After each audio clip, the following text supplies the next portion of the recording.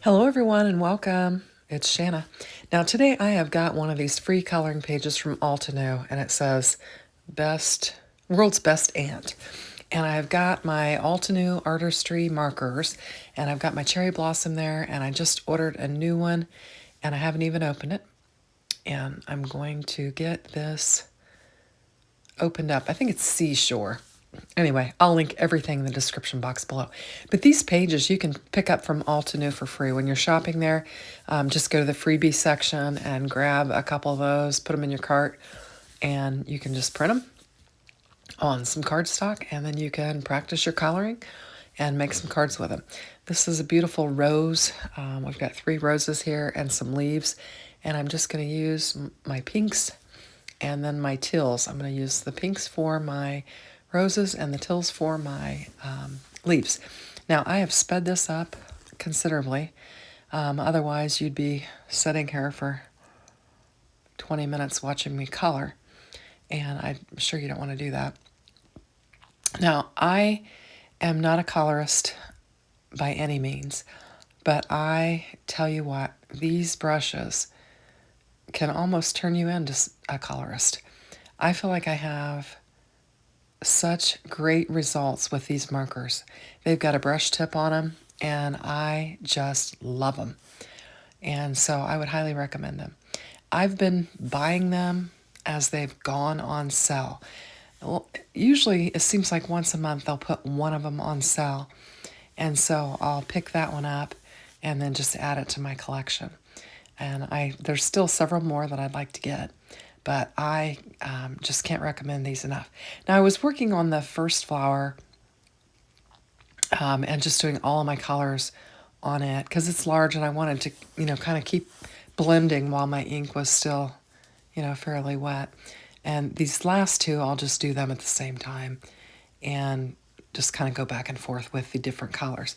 So you've got 4 colors and, they're designed to go together wonderfully. And so I think that's where, along with that brush tip and the fact that they have put these colors together for you, I think that's where the improvement in my coloring is coming from.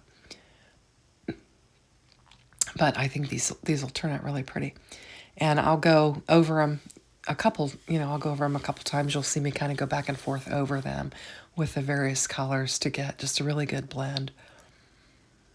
And just try to fill in. And I tried to make, those tighter areas of the flowers to be darker, because they're going to be more closed up. And so there will be more shading and it will be darker. And then, of course, everywhere that the petals lay on top of each other, you're going to add that shading as well. And this is where I'm just kind of going back over them with my different tones and just trying to enhance the way that it looks. I think it's really pretty. And I'm going to get my pink ones put away, and I'm going to bring these teal ones out. And we'll just start coloring the leaves. Some of these are kind of tiny, and they've got some, veining on them and stuff, but it kind of makes it hard because they're just such small leaves. But once I go over it with my colors the second time, then I start to see kind of a better blend, and I like the way the leaves look. So it just kind of takes a minute. You just have to keep going, and you'll get where you want, where you need to be. So I was trying to think of what I wanted to work with, and I couldn't come. I sat and looked at a die set that I haven't used yet for a long time and kind of fiddled around with it. And I thought, I don't want to do that. And then I saw that I had this sheet laying in my stash, and I thought, that's what I want to do. I just want to sit down and color. And so that's what I did, and I colored up this. And now I'm just bringing in a colorless marker from my alcohol inks, trying to do a little cleanup on there. And I think we're ready. And I'm going to bring in a white card base, but I'm not going to use it. I'm taking my card aside and trying to figure out what color matches, and I came up with this, and I think it goes nicely with the teal leaves. And so this is I'm just going to score this and make it my card base. This is Spellbinder's Essential Cardstock, and it's real heavy, and it's going to make a real nice card base. And so I'm going to bring it in and put my white card base aside. And I'm looking at it and I'm thinking I would like to have a black edge around it. And I'm measuring it just to see exactly where it's at. It appeared to be a little off, and I'll only get just a smidgen off when I trim it. But evidently the smidgen was enough that I noticed it with my eye. So we'll just press down and get that little smidge. I mean, it's just a smidgen, but evidently I could see that. Anyway, so then I'm going to dig around my craft room for some black, and I'm thinking I have absolutely no black left. I went to my, I've got a tray for all my colors, and I had no black in there. I had this black that the corner piece was off of. And I was like, is there any way I could cut this down and use it? And I'm like, no. And then I got to thinking about some cardstock that I had from Cat Scrappiness that is double-sided, and it had some black on the back of it. Now, I almost glued that down, and then I thought of this. And I love this black because it's got a great sheen to it. And so I'm just going to cut this down to where I'll have, I think, an 1/8. Not a 16th, but an 1/8 of an inch all the way around it.